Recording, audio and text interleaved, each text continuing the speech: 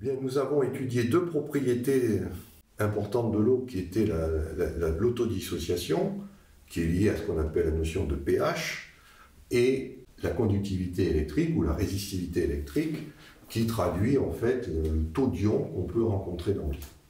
En plus des ions H3O+, et OH-, qui sont des ions naturels de l'eau. Il y a une autre propriété qui est intéressante avec l'eau, c'est qu'on peut la décomposer. C'est-à-dire que en appliquant une tension, de nouveau, on peut aussi, pour certaines valeurs de tension, décomposer ça en hydrogène et en oxygène. C'est-à-dire que la molécule d'eau a cette caractéristique de se dissocier en hydrogène et en oxygène, et eh bien, cette dissociation se traduit aussi par, ça se fait aussi spontanément dans l'eau liquide. Ça donne ce qu'on appelle lui le phénomène d'auto-électrolyse, qu'on peut mesurer en mettant des électrodes. Donc là, on a un nouveau paramètre qui s'appelle le potentiel chimique de l'eau, qui a la caractéristique de diminuer lorsqu'on augmente la température. Ici, il n'y a pas d'anomalie.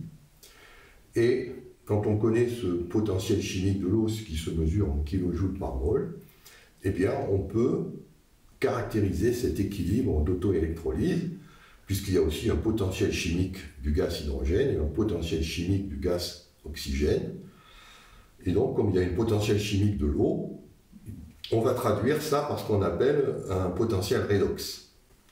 Alors, le potentiel redox, c'est ce que vous mesurez, ce qu'on mesurerait lorsqu'on fait tremper dans l'eau donc deux électrodes, une électrode en platine, et si l'eau était à pH 0, eh bien, on mesurerait une certaine tension électrique aux bornes de ces deux électrodes.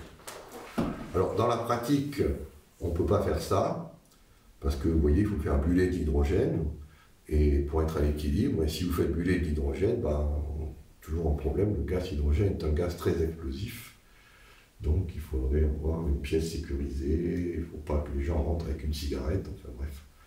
Donc on n'utilise pas cette électrode, on utilise une électrode qu'on appelle en chlorure d'argent, donc une électrode en platine toujours, qui est la contre-électrode, et là une électrode de référence en argent qui trempe dans du chlorure d'argent. Ce qui fait qu'on va mesurer non pas le potentiel redox, EH, mais le potentiel ORP, c'est-à-dire une valeur. Et il y a une petite constante de décalage entre l'ORP et le potentiel EH, elle est donnée ici. On a un petit décalage de 206 millivolts. Donc on va rajouter ce décalage et ensuite, grâce à ce redox, il a la caractéristique de dépendre du pH. Donc on va faire une petite correction pour enlever la variation en pH et récupérer uniquement l'activité des électrons au niveau de l'électrode. Ça va définir ce qu'on appelle le RH2, c'est-à-dire l'activité de l'hydrogène, des électrons dans notre eau. Comme le pH varie entre 0 et 14, bien le RH2 va varier entre 0 et 42, avec une neutralité redox, c'est-à-dire une eau qui ne donne pas d'électrons, qui n'en accepte pas lorsque le RH2 est à 28. Donc ça, ce paramètre est très utile parce que si vous on l'obtient en mesurant évidemment le potentiel ORP et en corrigeant de ce qu'a donné l'électrode de pH. Donc en tenant compte de la température, on obtient ce RH2 et comme vous le voyez, s'il est supérieur à 28, eh bien ça veut dire que vous êtes en milieu oxydant.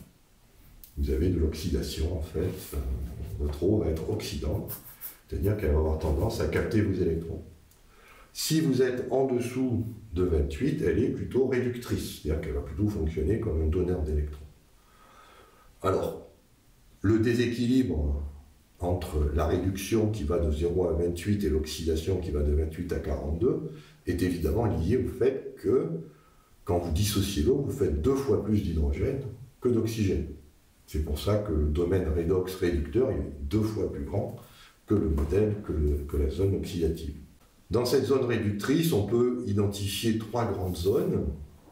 La zone, en général, où on va chercher à placer l'eau qu'on va boire, donc typiquement entre 21 et 28, on a intérêt à boire une eau qui est légèrement réductrice. Les vitamines, qu'on appelle les composés aussi antioxydants, mais j'aime pas beaucoup ce terme, il vaut mieux parler de vitamines, qui ont des redox qui sont compris typiquement entre 10 et 21, enfin des RH2 qui sont compris entre 10 et 21, et puis les milieux très réducteurs, qui sont en dessous de RH2 10, qui eux sont favorables à la prolifération bactérienne anaérobie. C'est le milieu, il y a des bactéries qui n'aiment pas l'oxygène, et donc elles ont besoin d'un RH2 très bas pour vivre, ce qui fait que quand vous voyez apparaître ces bactéries dans un milieu, c'est que vous savez qu'il y a beaucoup d'électrons. Il n'y a que ces bactéries qui sont capables de fonctionner.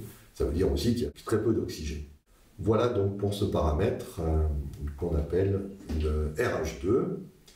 Et pour ce qui concerne le potentiel chimique qui traduit ce RH2, ça mesure en fait le potentiel d'irréversibilité, de transformation irréversible de la matière dans l'eau à température T et P constante.